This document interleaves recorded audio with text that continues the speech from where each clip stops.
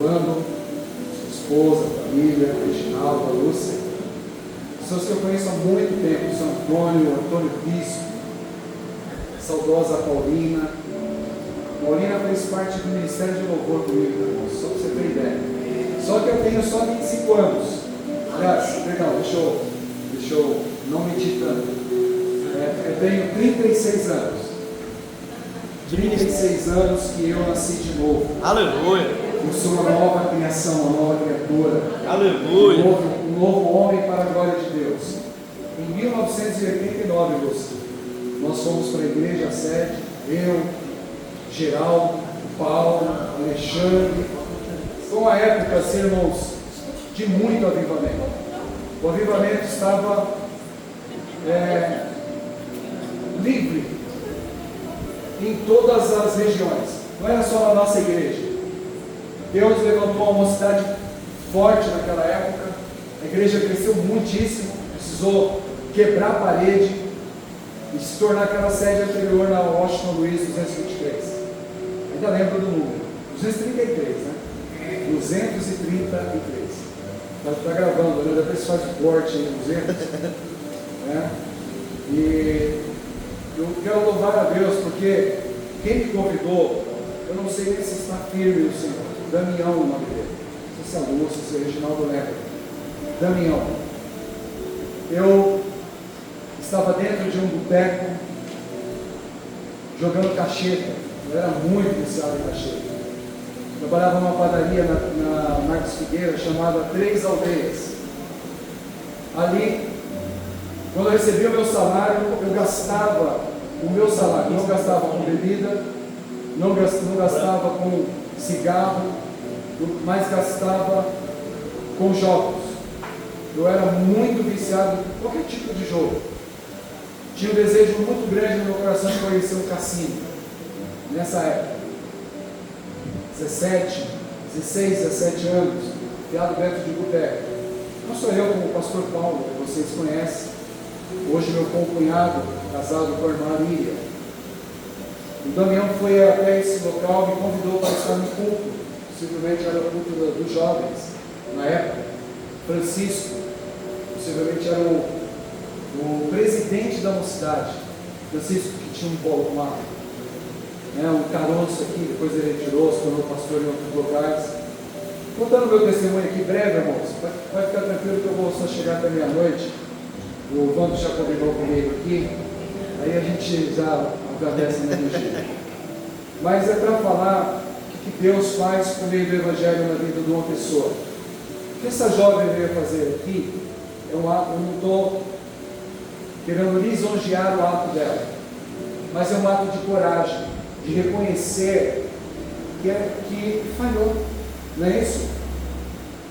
Um coração quebrantado, Deus não desprezará. Aleluia. Tá? Então, eu quero louvar a Deus por isso. Quando a Lúcia falou, eu me torno saudosista por esse fato. Nos convidou. A primeira vez que eu fui a essa igreja, sede, fui para nunca mais voltar atrás. Então, desde 1989, maio de 1989, eu estava no tiro de guerra. Eu aceitei. Jesus Cristo me chamou, me atraiu pela graça, porque pela graça vocês são salvos, e isso não vem de vós, é dom de Deus. Aleluia. Porque nós estávamos mortos em nossos delitos e pecados. Um morto não consegue ter reação alguma. Nós estávamos dessa forma, mas o Senhor, ao seu tempo, nos vivificou. Glória a Deus. Nos deu uma nova vida. E nos dando essa nova vida, nós fomos alcançados por essa graça. E por meio da fé, nós recebemos essa salvação. O que é a fé? Se não levantar a mão de um pobre miserável que chega diante de Deus e fala: eu quero, Senhor. Porque nós, irmãos, pelos nossos méritos, ou pelos nossos esforços, nós não estaremos aqui numa quarta-feira glorificando a Deus. Nós não fazemos isso por qualquer coisa. Então, quando nós cantamos, mesmo roucos, ou um pouco constipado, soltamos a nossa voz e louvamos ao nosso Deus com alegria, porque Ele está nesse lugar. Aleluia. O Senhor está aqui. Aleluia. Deus está aqui. Nós cantávamos antigamente. Então é isso que você tem que ter a percepção de um culto. Nós não somos meros espectadores. Nós viemos para adorar e glorificar ao nosso Deus. E a palavra que o Senhor colocou no meu coração está em Filipenses, no capítulo 1, o verso de número 27. Eu vou pegar o óculos, porque essa Bíblia aqui, ela tem uma fonte menor. Eu acho que a fonte aqui ela é 10, e a partir do 12 eu já consigo ler. Mas agora, com 55 anos, eu preciso do óculos para ler para perto. Amém, irmãos? Amém. Então, nunca mais voltei atrás. Isso não foi por meus esforços, mas foi pela graça. Aleluia. É a graça de Deus que tem nos fortalecido. E aqui nesse texto nós vamos falar um pouquinho a respeito dessa virtude que o Senhor dá ao crente. Eu pretendo falar à igreja essa noite sobre o nosso papel como cidadãos e cidadãs do reino. Qual que é o comportamento desse cidadão e dessa cidadã de um reino? Eu quero, por meio desse pequeno trecho das Escrituras, lembrar a igreja que a nossa pátria, ela não é aqui, a nossa pátria é nos céus. Amém? Então, Filipenses capítulo 1, o verso de número 27. Acompanhe, por favor, a leitura. Eu vou ler aqui, porque algumas pessoas podem acompanhar por aqui. Então vamos lá. Essa é uma tradução da NVI, eu não sei qual que é a sua tradução. É a nova versão internacional. Não importa o que aconteça, vivam de maneira digna do Evangelho de Cristo, para que assim, quer eu vá e os veja, quer apenas ouça a seu respeito na minha ausência, fique eu sabendo que vocês permanecem firmes em um só Espírito, lutando unânimes pela fé evangélica, sem, de forma alguma, deixar-se intimidar por aqueles que se opõem a vocês. Para eles, isso é sinal de destruição, mas para vocês, de salvação, e isso da parte de Deus. Porque a vocês foi dado o privilégio de não apenas crer em Cristo, mas também de sofrer por Ele, já que estão passando pelo mesmo combate que lhe viram enfrentar, e agora ouve que ainda enfrentam. Até aqui, somente, louvado seja o nome do Senhor pela sua palavra. Meus irmãos, eu vou ler agora aqui, na minha tradução, a tradução que eu estou, só para os irmãos terem uma outra perspectiva do texto. Assim, meus amados, como sempre vocês obedeceram, não apenas na minha presença, porém muito mais agora na minha ausência, ponham em ação a salvação de vocês com temor e tremor, pois é Deus quem efetua em vocês tanto o querer quanto o realizar, de acordo com a boa vontade dele. Perdão, mas eu estou no lugar errado. Vi no lugar errado. Voltem lá. Perdão. É 1:27. Eu abri aqui.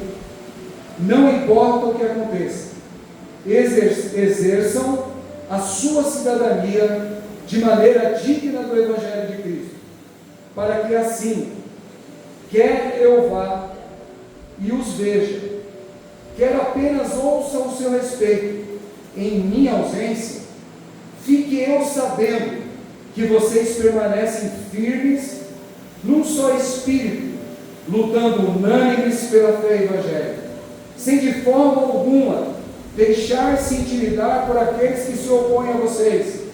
Para eles isso é sinal de destruição, mas para vocês, de salvação, e isso da parte de Deus, pois a vocês foi dado o privilégio de não apenas crer em Cristo, mas também de sofrer por Ele, já que estão passando pelo mesmo combate que me viram enfrentar e agora ouvem que ainda enfrentam. Até aqui, bendito e louvado seja o nome do Senhor. Pode deixar a Bíblia aberta para você acompanhar os versículos. Dentro desse texto, eu queria que vocês tivessem a perspectiva de onde está o apóstolo Paulo ao escrever essa carta. Eu tenho certeza que vocês têm essa convicção, porque vocês têm aprendido aqui nesta igreja as sãs escrituras, a doutrina verdadeira. Eu louvo a Deus porque a nossa obra, ela tem procurado se esperar na pregação do Evangelho e não falar de coisas que apenas alimentam a fé da pessoa para as coisas dessa terra, para que ela fixe os seus pés aqui, para que ela arme a sua tenda e permaneça aqui, e as suas visões, os seus olhares, deixem de estar postos naquilo que é sagrado, naquilo que vale a pena, naquilo que é excelso, naquilo que homem algum pode contemplar aqui nessa terra. A gente tem que estar com os nossos olhos fixos no nosso autor e consumador, Jesus Cristo. Nós não podemos perder, irmãos, embora morando aqui neste mundo, nós somos peregrinos aqui nessa terra, nós não podemos perder a visão da nossa pátria celeste, porque há um bolso futuro que aguarda, que a igreja está aguardando. Essa é a nossa esperança, essa é a nossa expectativa. Então eu quero que vocês lancem o olhar e percebam que uma carta escrita cerca do ano 60 da era cristã, depois de Cristo Jesus, o apóstolo Paulo, preso dentro de uma prisão onde ele está com soldados romanos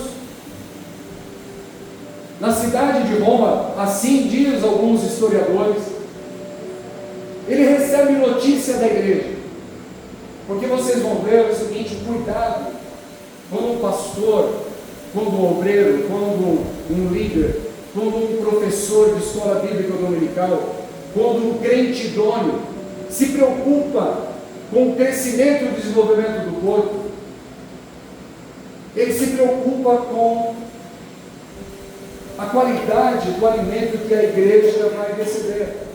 A Lúcia acabou de falar aqui que ouviu uma palavra do domingo que impactou-os, porque a gente não pode apenas ser ramos, mas dar frutos, e isso é uma verdade.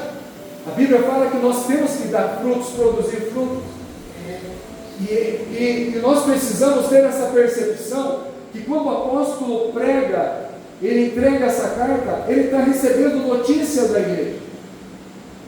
Eu não sei, eu não conheço todos vocês, eu citei alguns nomes, conheço o Vando, mas não tenho estado com o Vando.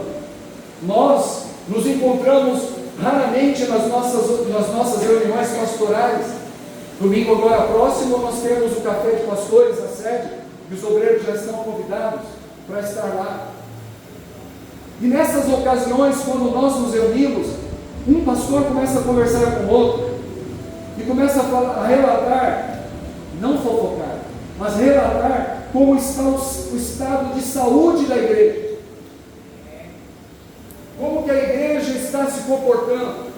A igreja está saudável, a igreja está desenvolvendo, está dando frutos, ela está crescendo, ou a igreja está doente.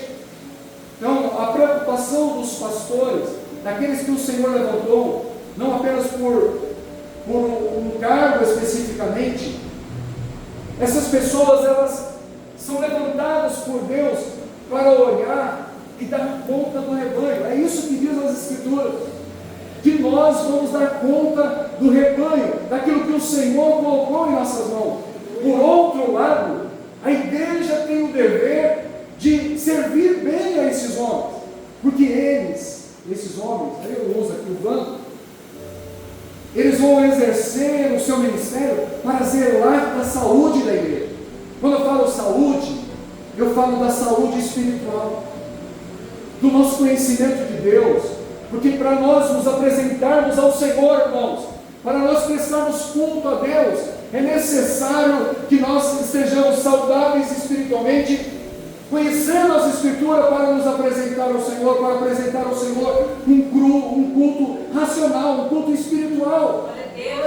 Porque o culto não é para o homem, não é para agradar a Deus. Eu saí da minha casa hoje para adorar a Deus com vocês. Aleluia. E vim aqui com muita responsabilidade, com muito temor de subir nesse altar e pregar a palavra. E se porventura eu falar alguma coisa aqui que distorça, que destoe do Evangelho, é dever daqueles que são idôneos, do pastor da igreja, falar: olha, não é bem assim. E é isso que o apóstolo Paulo está fazendo. Filipenses é a carta da alegria, é a carta da gratidão. O apóstolo Paulo é grato a esta igreja pelo fato das contribuições que eles fizeram e colaboraram com as missões que eles faziam. Os irmãos podem depois, nas suas casas, abrir lá em Atos, no capítulo 16, quando Paulo e Silas estão na cidade de Filipe. Quando eles chegam na cidade de Filipe, ali eles pregam o Evangelho. A primeira a se converter é Lídia. Depois ele repreende o demônio que está numa menina que é adivinha, não é isso? E depois a conversão do carcereiro, quando vocês conhecem muito bem, que o Senhor visitou aquela prisão com um terremoto, e Paulo e Silas estavam fazendo o quê? Presos a algemas, a cadeias, estavam louvando e engrandecendo ao Senhor. Aleluia. E à noite o Senhor visitou aquele lugar. Aleluia. A missão que foi feita na Macedônia, porque foi uma obediência do apóstolo, que ele tentou ir para a Bitínia, tentou ir para a Ásia, tentou ir para outros lugares, mas o Espírito Santo impediu que Paulo fosse para aqueles lugares. E aí ele vê numa visão um homem em pé, falando: passa a Macedônia e nos ajuda. E na sua segunda viagem, ele vai, navega, lá em Troade, que ele tem essa visão. Depois eles vão para essa colônia romana chamada Filipos, que ganha o nome daquele que fundou aí essa cidade. Era uma colônia romana. Lá existem vários cidadãos romanos, de fato, pessoas que exerceram as suas carreiras no exército, agora vivem nessa região. A gente tinha um bairro aqui que a gente conhecia, que os militares moravam nele, que era o Sesc. Lá os aposentados militares viviam lá no Sesc. Nessa colônia existiam vários aposentados da guarda romana, da guarda imperial. Vocês podem ver que o apóstolo Paulo, depois vocês podem ler o texto a partir do capítulo 1, o apóstolo Paulo vai falar que por conta das suas prisões, toda a guarda pretoriana ouviu o Evangelho. Irmãos, vejam só, algo me chamou muita atenção aqui. Paulo ficou pouco tempo aqui, porque depois eles foram embora. Depois que os governantes daquela cidade pediram perdão para ele, porque ele também tinha cidadania romana. Paulo abrombou disso. Vocês não poderiam ter feito isso comigo quando lançaram Paulo e Silas da prisão. Nós somos cidadãos romanos, como você é um cidadão brasileiro. Se você estiver em outro país e você for até o consulado, lá é um pedaço do Brasil, e lá você pode pedir a perguntar do seu socorro. Paulo, dentro de uma colônia romana, abriu isso. Vocês nos colocaram na prisão, deram uma sentença, bateram em nós. Agora nós não vamos sair daqui. Depois que ele pregou o Evangelho para o carcereiro, a família toda do carcereiro se batizou, recebeu a fé em Jesus. Ele falou assim: nós não saímos daqui se vocês não vierem aqui publicamente e falar para nós: agora vocês podem ir. Por quê? Irmão, por que eu estou falando isso? Porque Paulo abriu o da cidadania romana. Guarde isso. Você e eu somos cidadãos e cidadãs brasileiros. É, Deus. Não é isso? É. Nós, como cidadãos e cidadãs brasileiros, de acordo com a nossa Constituição, nós temos direitos e deveres. Amém? Amém. Estão compreendendo? Amém. Nós temos direitos e deveres. Nós temos que votar no final do ano. Na nossa democracia, o jovem, acho que de 16 anos, agora já pode votar como cidadão e cidadã. Você pode dar o seu voto e escolher os seus governantes. Amém? Louvado seja o Senhor. Então o apóstolo Paulo ficou um pouco tempo nessa cidade de Filipe. E ele estava interessado, meus irmãos, de saber o que estava se passando na igreja. Paulo tinha colaboradores, homens que andavam com ele. Se você pegar depois as cartas de Paulo, ele gasta, se não me engano, é Romanos capítulo 13. Ele gasta um capítulo inteirinho para falar de nome de pessoas, porque a igreja ela é feita de pessoas. Nós não somos número, são pessoas, e essas pessoas elas têm nome, e essas pessoas têm que entender que elas, como nós, temos uma função no corpo. Não existe crente na igreja. Se o crente não pode deixar de dar fruto, Lúcia, não existe crente na igreja. Se pertence de fato à igreja, que não tem uma função, porque se não tem uma função, o que acontece? Ele vai ser retirado do corpo. Eu tenho apenas um rim. Esse rim esquerdo foi retirado, porque ele era um rim policístico. Ele não servia para o meu corpo, ele não filtrava o sangue. Hoje eu vivo só com esse, do lado direito. Crente sem função é que nem o que Jesus faz lá, que nós estamos ligados em uma videira. O Senhor vai lá e poda, para que a gente dê fruto. Mas se não der fruto, Ele vai lá e corta. É isso que nós temos que entender. Então, amados irmãos, tenha a percepção daquilo que o Espírito Santo está falando ao meu e ao teu coração essa noite. Aleluia. Se nós somos de fato a igreja do Senhor, nós temos o Espírito Santo. Aleluia. Porque todos quanto receberam Jesus foram batizados no Espírito Santo. Aleluia. E se você tem o Espírito de Deus, você sabe das coisas de Deus, você tem discernimento. 1 Coríntios fala que os espirituais discernem todas as coisas espirituais. Aleluia. Porque, irmãos, por mais que sejam um mais letrado, outros menos letrados, o Senhor fala ao iletrado, o Senhor fala ao letrado, o Senhor não faz distinção, acepção de pessoas. Mas o Espírito Santo comunica com o nosso espírito, pelo menos isso, que nós somos filhos de Deus. Aleluia. Se isso não está acontecendo, peça ao Senhor misericórdia, peça ao Senhor perdão, e saia daqui dessa noite e fala: Senhor, me ajuda a me converter, porque não é por esforço nosso. Então a gente vai ter essa percepção de que o apóstolo, ele está preocupado com a saúde da igreja, e ele tem esses colaboradores. O Espírito Santo está falando com você: a igreja não é feita apenas por uma pessoa, nós somos um corpo. Nós somos um corpo estruturado por Deus, e esse corpo tem funções. E Paulo, deixa eu tomar uma aguinha. O apóstolo Paulo, ele tem um colaborador por nome Silas, mas ele tem outro colaborador que eu vou, quem estiver grávida pode colocar o nome depois, Epafrodito. Não é isso? Epafrodito. Mas já ouviram falar de Epafrodito? O apóstolo Paulo vai falar dele aqui. Por que o apóstolo Paulo usa, no começo do texto ele fala bem assim: eu, Paulo e Timóteo, saúdo a igreja. Porque Paulo quer, por meio da carta, não que Timóteo tenha escrito a carta, mas ele quer falar assim, olha, como o Bando falasse, qual que é o nome do amado mesmo? Eu e Adilson, por quê? Porque para se fazer conhecido que Adilson, na ausência de Bando, é um cooperador. E que em algum momento Paulo vai poder enviar Timóteo à igreja lá em Filipos, porque ele está preso.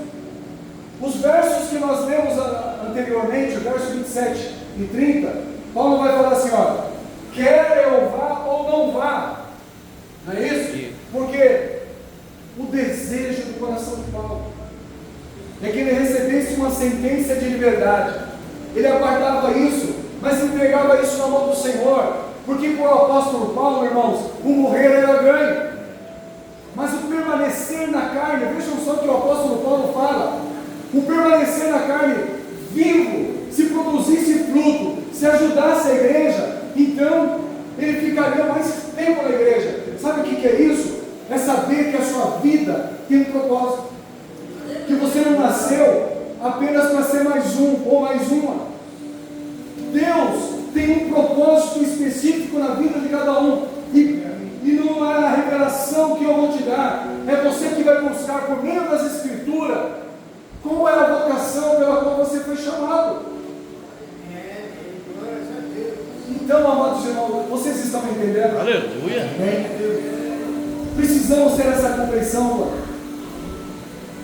Essa compreensão que o Senhor quer que nós tenhamos essa noite.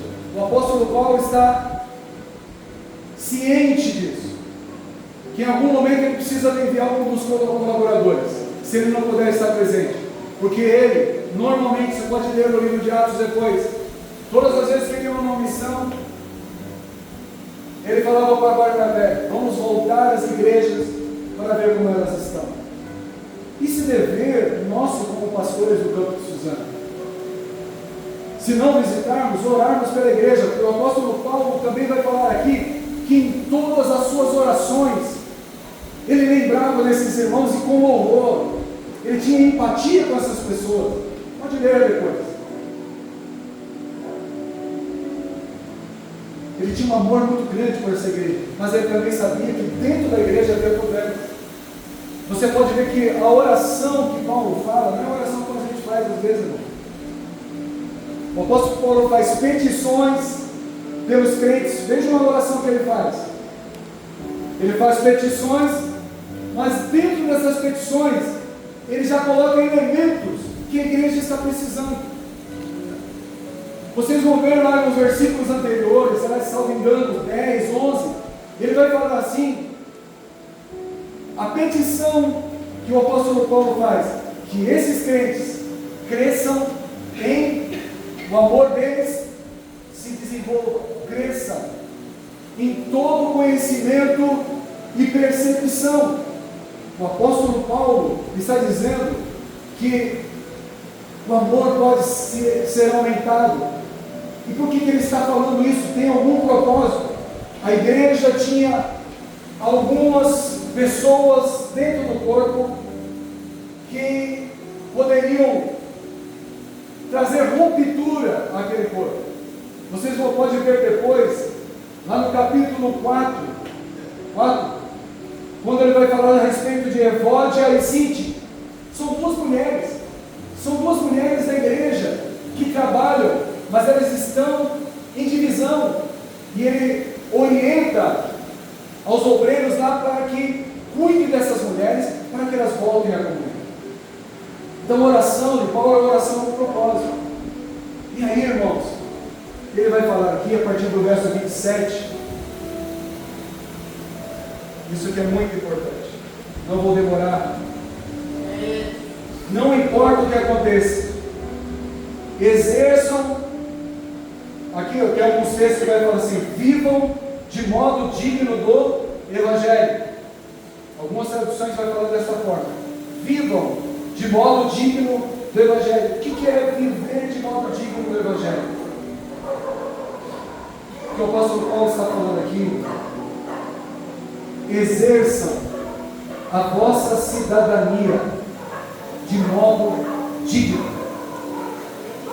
Exerçam a vossa cidadania de modo digno.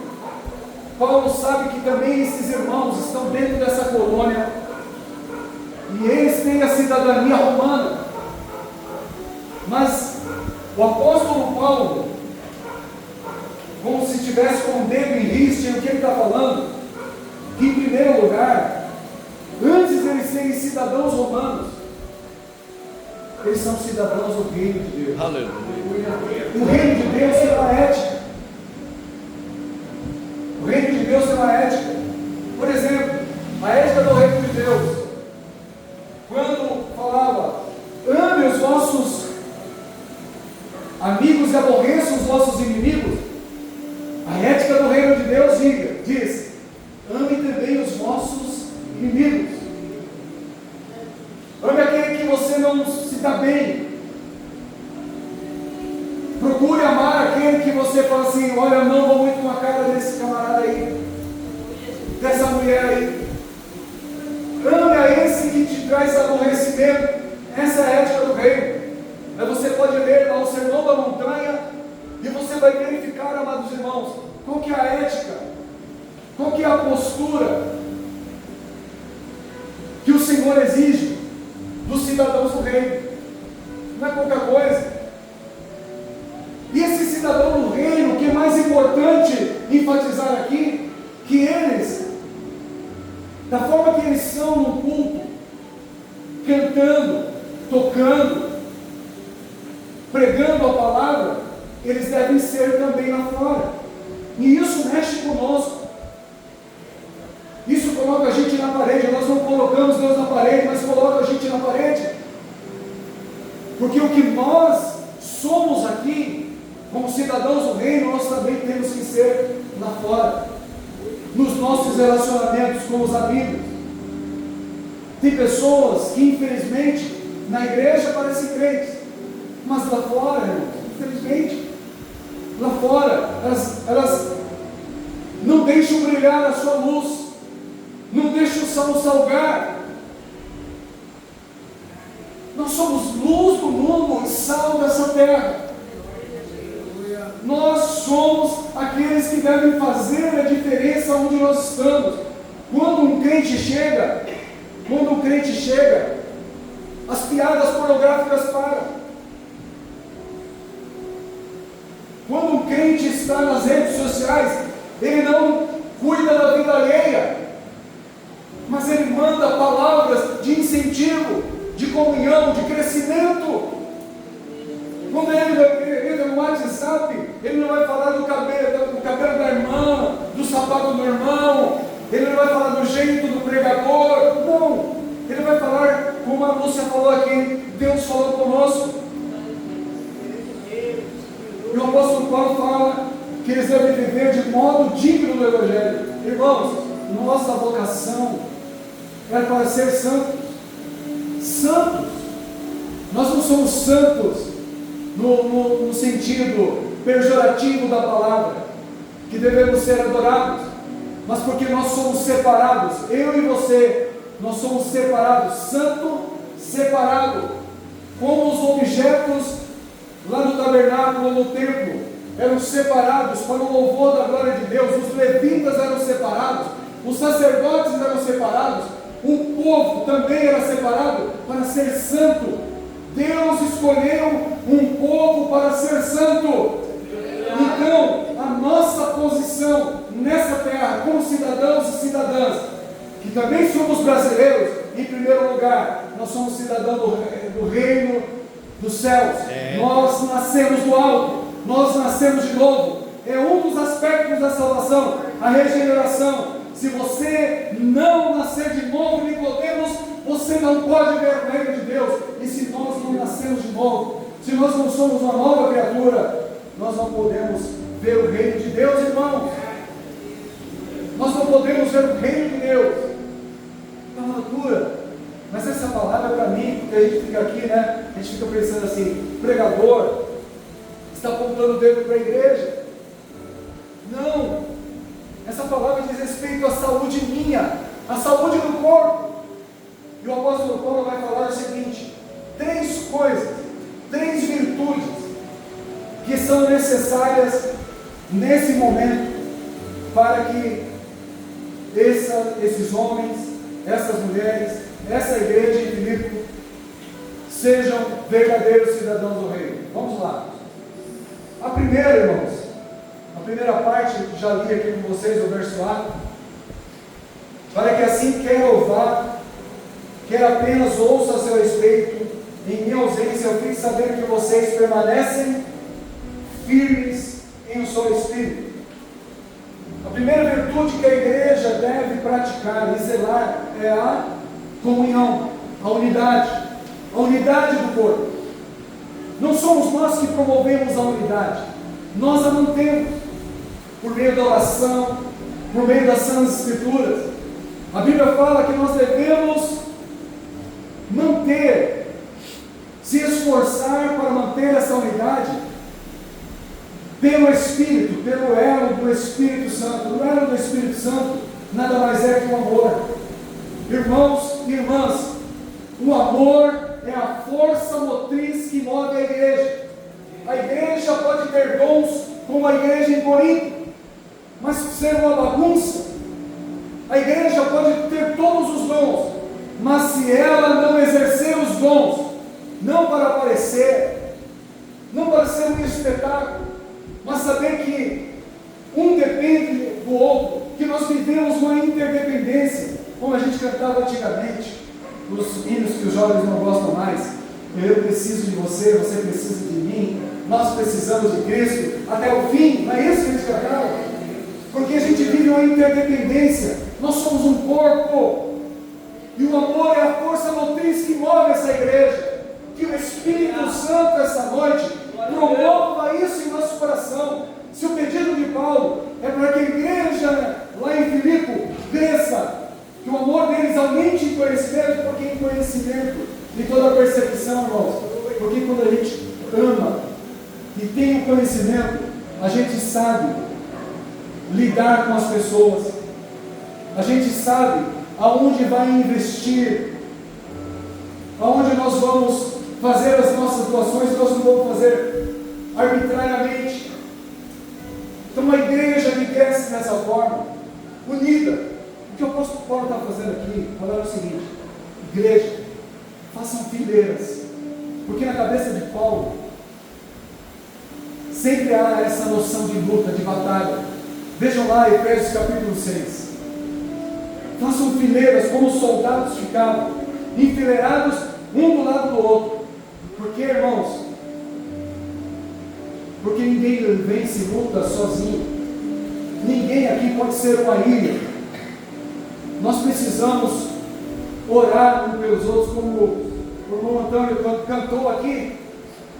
Precisamos orar mais uns pelos outros, gastar mais tempo de joelhos. Eu quero perguntar, quantos minutos você gastou pelo vosso pastor, pelo Ministério de Louvor, para que eles cantassem aqui e as pessoas fossem curadas, fossem tocadas? Quanto tempo você orou essa semana por isso?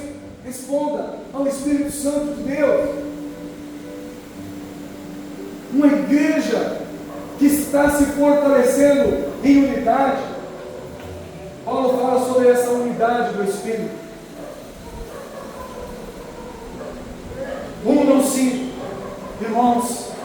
Essa é a primeira virtude. A segunda virtude, ele vai dizer aqui que vocês permanecem firmes num só espírito, lutando unânimes pela fé evangélica. O que é lutar pela fé evangélica? A gente vai pegar Judas, vai falar da mesma coisa. Judas, irmão do Senhor Jesus, lá no verso 3, ele convoca a igreja para batalhar pela fé. Por quê, irmão? Só não enxerga o que está acontecendo no mundo aquele que não tem discernimento do Espírito Santo. Na minha empresa, onde eu trabalho, melhor dizendo, a gente tem que ter muito cuidado com o que a gente fala sobre gênero, sobre cor, sobre vestimenta. A gente tem que ter muito cuidado. porque essa pauta, dentro da nossa empresa, já está totalmente ramificada. E quem está lá dentro, que tem que entrar nesse eixo. Agora imagine você estando na sua escola, onde seus amigos talvez curtam uma coisa que você não curte, namoram como você não namora, não respeita a namorada, não respeita o namorado, tem um namoro totalmente carnal. Imagina, você lá como cidadão e cidadã do reino, na sua empresa, você dentro de um condomínio, que tem que defender a sua fé. O que o Espírito Santo está falando para Paulo, por meio de Paulo à igreja de Filipe, que além deles terem essa virtude da unidade, eles precisam fazer fileira para andarem juntos e batalhar pela fé. Eles precisam batalhar juntos pela fé, porque eles não vão vencer. A igreja não vence sozinha, irmãos. Unam-se, e a igreja no Monte Cristo, a igreja em Suzano, vencerá. Em Mogi das Cruzes, vocês sabiam disso? Em Mogi das Cruzes não pode mais pregar em praça pública. Sabiam disso? Aqui a gente ainda pode ir na praça e falar do amor de Deus. Em Mogi das Cruzes já está proibido pregar o Evangelho na praça. Isso, peguei uma fonte que nos falou seguramente sobre isso. Então, nas praças de Mogi não pode mais pregar o Evangelho. Veja o estágio onde nós estamos chegando. Hoje nós desfrutamos, já vou terminar. Hoje nós desfrutamos de uma liberdade. As portas ficam abertas. Nós podemos ir no Max Factor, juntar os jovens, fazer um louvorzão, podemos fazer um monte de coisa. Podemos lá em São Paulo, no Ibirapuera, podemos encher estádios, como fez o japonesinho lá do Descende, aqui e ali, uma multidão louvando a Deus. Podemos fazer isso ainda. Mas quem sabe, irmãos? Mas quem sabe? O espírito do anticristo, segundo João, o apóstolo João, nas suas cartas, ele vai falar que o espírito do anticristo já estava naquela época no meio deles, e agora? É só um passo, e não é mais tempo de brincar, de ser crente, não é tempo mais de brincar, de ser evangélico. Nós não somos evangélicos por status, nós somos evangélicos, queridos irmãos, porque nós cremos que o Evangelho transformou as nossas vidas. E eu acho muito maravilhoso que o apóstolo Paulo, na sua carta, quando ele está falando que ele está preso, num versículo que eu não vou lembrar aqui, mas se você lembrar depois, você me fala, que ele fala que ele está preso, mas o Evangelho não está. O apóstolo está preso, mas o Evangelho está se propagando. Lídia se converteu, a casa dela se converteu. Certamente aquela menina que foi liberta de um demônio de adivinhação, ela também se converteu. O texto não fala, mas nós podemos crer. Muitas pessoas de alta classe se converteram, pessoas pobres se converteram, escravos se converteram. Paulo estava preso, mas o Evangelho estava sendo pregado em todos os lugares. O Evangelho está sendo pregado como um jovem lá do Corinthians, eu não sou corintiano, hein? Chamado Jacaré. Vocês viram o testemunho desse rapaz? Pegue lá no Instagram, coloque lá o testemunho do Jacaré. Você tinha que se orgulhar não de ser corintiano, mas se orgulhar de ser irmão do Jacaré. Levar a Bíblia para dentro do vestiário e pregar o Evangelho para os repórteres. Os repórteres perguntaram para ele não falou de qualquer forma. Ele falou o Evangelho com propriedade. E aqueles repórteres pensavam que ele estava apenas, eles até desdenhando dele. Mas ele falando com propriedade. E a gente tem que orar para esse jovem. Tem que orar pelo Estevão também. O Estevão, que era do Palmeiras, que estava agora lá no Chelsea, desculpa falar aqui em cima, mas nós temos que orar, porque aquele jovem tem uma família crente, ele é um crente em Jesus Cristo.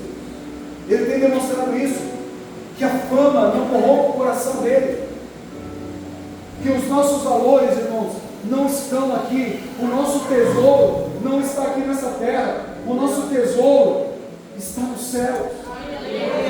Nós não batalhamos apenas pelo dinheiro aqui, que a traça corrói, ele acaba, a gente fica devendo às vezes. Nosso tesouro está escondido no céu, onde nós temos uma pátria. Não se turbe o vosso coração, crentes em Deus, crentes também em mim. Na casa do meu Pai há muitas moradas. Se não fosse assim, eu não teria dito: vou preparar-vos lugar. O Senhor está preparando, já preparou. Aleluia. Lugar para a igreja. Aleluia. Encerrar. Louvado seja o Senhor.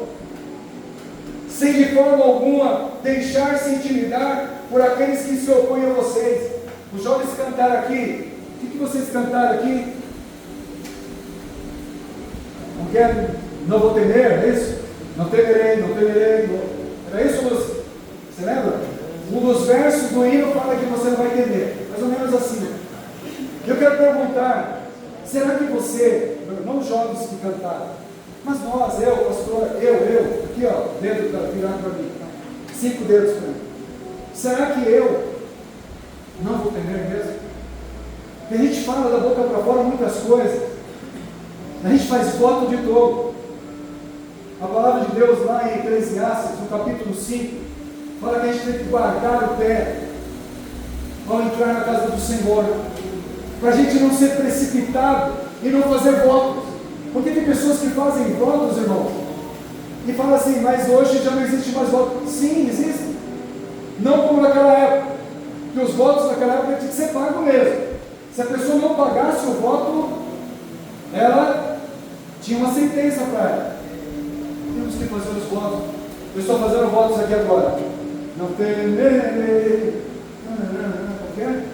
Esqueci o aí. Depois você lembra, ainda dele de novo. A gente fala, jovens, a gente fala muitas coisas em louvores, a gente canta as maiores verdades em louvores, mas mentimos com a nossa vida. Cantamos coisas, eu vou deixar me gastar por ti, eu vou deixar me queimar, deixa queimar. Essa geração tem lenha para queimar. Eu quero ver essa lenha queimando por aí. Essa geração não é a geração de jovens, é a geração da igreja agora. Porque eu, embora tenha 55 e ela tem 17, 20 anos, nós somos a geração de agora, que tem a geração, a lenha para queimar. Você tem lenha para queimar aí, não? Então, deixa queimar. E o apóstolo Paulo vai dizer exatamente isso. Sabe o que significa isso aqui, ó? Eu não falei aqui que o apóstolo falou que eles para fazer fileiras. Já assistiram aqueles filmes da Idade Média, que os soldados fazem, pegam os seus escudos, as suas armas. Ele pega as suas armas, não é isso? Né? Uma couraça da justiça, o capacete da salvação, o sapato na preparação do Evangelho, aleluia! Então ele pede que a igreja faça isso, revestindo-se de Deus. Irmãos, revistam-se do Senhor, por favor, revistam-se de Deus essa noite. Aleluia! Saiam daqui preparados para o mundo lá fora, porque vocês estão no mundo, mas vocês não são do mundo. Eu não sou do mundo, nós não somos do mundo. Aleluia! Ele canta alabás.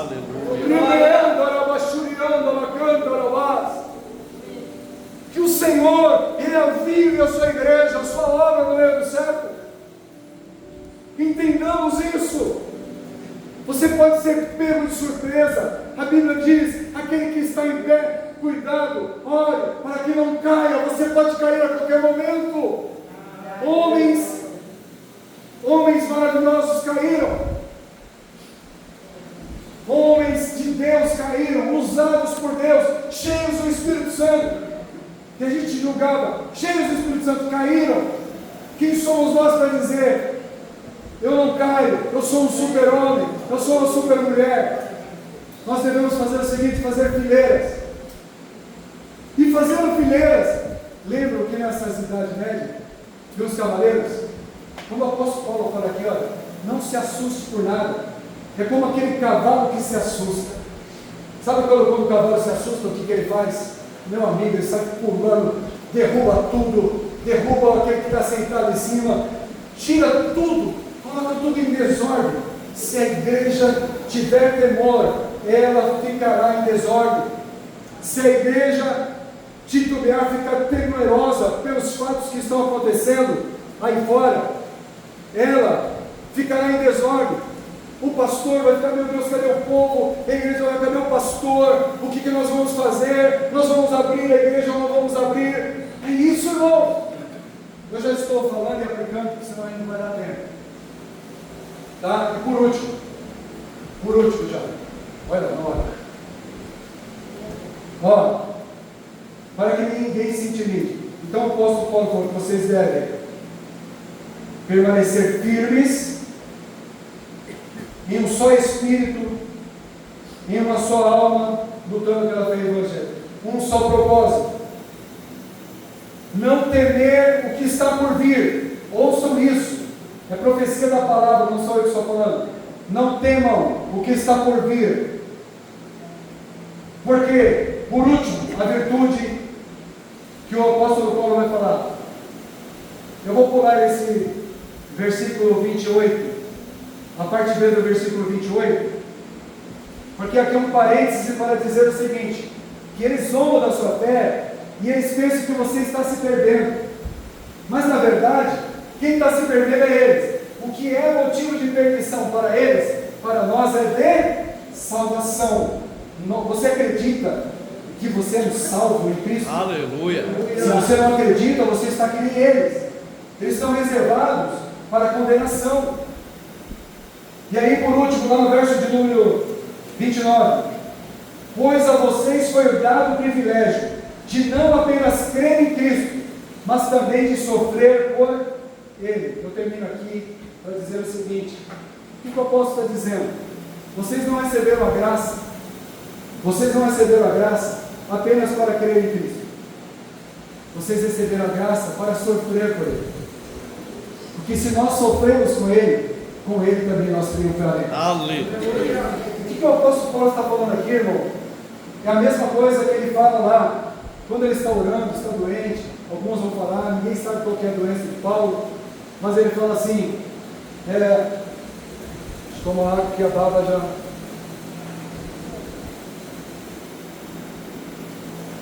Pode ficar em pé, pode ficar em pé.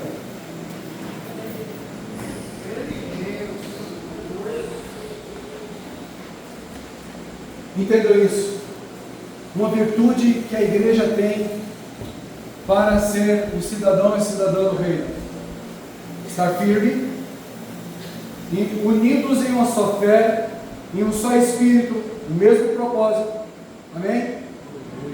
Amém? Não temer o que está por vir, não termos a opressão, o adversário. Quem são esses adversários?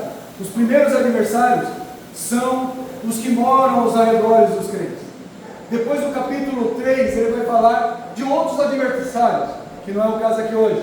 Aqueles que entram na igreja e plantam uma doutrina que não existe. Cuidado. Então a igreja tem que ter cuidado também com esse. E tem que ter cuidado consigo mesmo. Que a nossa carne também é um grande inimigo. A minha carne é um grande inimigo. Que todo dia tem que ser mortificado. Então, por último, o apóstolo vai falar que vocês não receberam, nós não recebemos o direito, a graça, apenas para crer em Cristo, mas também para sofrer. Irmãos, ele não está dizendo assim que você vai sofrer, mas se você sofrer, você vai ter graça para suportar. Eu vou ter graça para suportar. Eu sou um medroso para certas coisas. Por exemplo, para tirar sangue. Você é filho. Eu sou um medroso para tirar sangue. Sempre fui, mas me esforço. Não posso ver sangue. Vejo dos outros, mas o meu eu não gosto muito. Então, você, irmãos, ouça isso, é sério. O apóstolo Paulo está falando para a igreja que eles receberam a graça de crer, e receberam, e eles creram, estão crendo ainda, eles estão salvos, mas eles receberam graça para suportar também a opressão, as adversidades. Que Deus abençoe você, em nome do Senhor Jesus, pastor Paulo. Aleluia.